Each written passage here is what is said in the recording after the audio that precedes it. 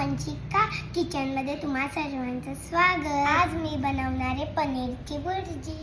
चला मग बनवूया. चॉपिंग बोर्डमध्ये बारीक करूया. बारीक करूया. मध्ये आता मिरची पण ऍड करू. आता मी पनीर किसते. आपण टाकूया. आता आपण टाकूया कांदा. आता आपण टोमॅटो आणि कांद्याला फ्राय करूया. आता आपण टाकूया गरम मसाला, थोडीशी हळद. आता टाकूया चवीपुरतं मीठ. तुम्हाला माझ्या रेसिपी आवडतात, सबस्क्राईब करा. मग बेल आयकॉनला क्लिक करा.